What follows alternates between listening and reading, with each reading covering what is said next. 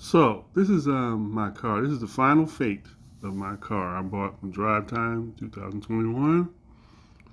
Almost about the same time of year that it is now. 2021, 22, 23, 2, 3. That's 2 years. 2 years, okay? 2 years, $17,000. And the only reason I spent $17,000 on this piece of crap was because the engine was damn near untouched. There was hardly any miles on it. That's the way Drive Time advertised it. Okay, it was in great condition.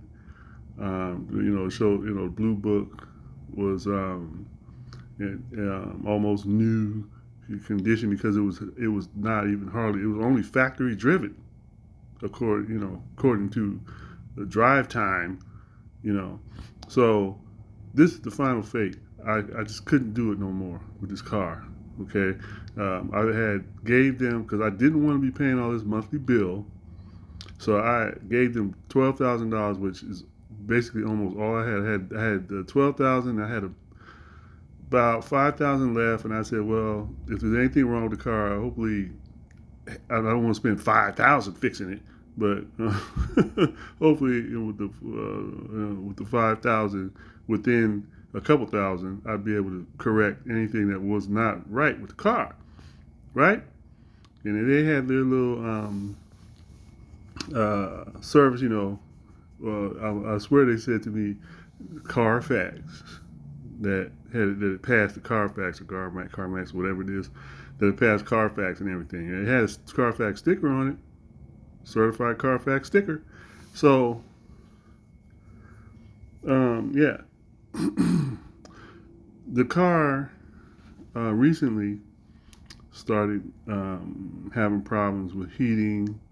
Now the engine wasn't getting hot, but what was happening was that it wasn't blowing any warm air into, and it was in the cold months, right? It wasn't blowing any warm. Why do cars do that? Right when you need it, that's when they mess up. In the summer, it won't. All of a sudden, the air conditioner will go out. It's crazy. But anyway, and I was trying to figure out because I didn't know what it was. I had to go look it up. I had to go study it and find out. Oh, it has something to do with the coolant, right? And I looked at it. There wasn't no coolant in it. I put some more coolant in there, but I did wonder what the hell happened to the coolant that was in there, right? So a few weeks ago, I'm driving to work, and the car just went way overheat, right? And I had to pull over, get it towed. It was on the weekend, so I couldn't get it fixed. I had to get it towed to my house, and until I figure out what I'm going to do, And then the tow truck driver, he kind of looked at it a little bit. He said, "It looks like your water pump." And I was like, "My water pump? Hell no." Okay, I'm not going to start playing games with this because it could be your water pump, but then on the other hand, it might have compromised your engine. That coolant from a failed water pump could have got into your engine, or it could have been, it could have messed up, could have bypassed some seals or something. There's all kind of stuff, right? And I was like, okay, I had spent way too much. I'm sorry.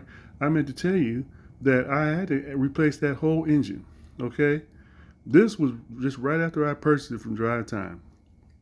I purchased another engine. I say new, it wasn't new. The engine I had had 100,000 miles on it. That's all I could get, right? I was looking for a newer one, but I couldn't find one. So anyway, that was a waste right there. It drove off of the Drive Time lot with these issues. And then when I took it back, I said, I'm telling them it's pre-existing issues, right? And then they didn't care. They was like, did you buy the warranty? And I'm like, why would I buy why would I give you $500 for a warranty for something that happens pre-existing to my purchase? That doesn't make any sense. Drive Time. I could see if it was something that happened that was my fault, something that happened after the purchase, but it didn't. It happened before the purchase. This car was defective when you sold it to me, so I shouldn't need a warranty, right?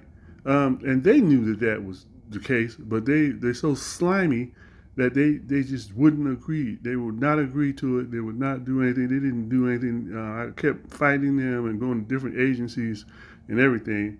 They refused. I said, at least just give me my $5,000 that I had to put a new engine in there. No, we don't have to do that because they're out of warranty. And I'm like, what the fuck are you talking about, a warranty? So anyway, basically, Drivetime was zero help. And it's not because they were incompetent, it's because they just didn't want to, right? They ain't shit, just like I posted in here. But back to what happened with the car, so like I said, it overheated. I had it towed. Found out it was water. The water pump was compromised, and that was the end of it. I'm not putting another dime into repairing this car. And so, I gave it the name of the car. The name is Gertrude. Okay, so Gertrude has to go to the senior car home, and I won't be visiting Gertrude. The staff is going to have to take care of her.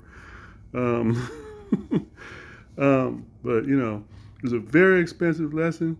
That's $17,000 I will never get back. Actually, it was more than $17,000 because I also had to pay $5,000 to have the new engine. Parts and labor. And Drivetime is so fucking slimy now. Now because of them, I'm walking now. Okay, until I get another car. I will never pay that much for a car again. I will buy a used car for $1,000. I don't care. It's over. I am so through with them. I had to this car replaced the car that I got from some idiot on Facebook. I had to learn a lesson about that.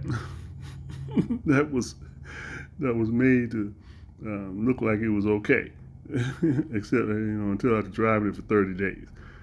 So I went in there and I told all the black people in Drivetime my story, and they knew that something was wrong with this car, and they still jacked me.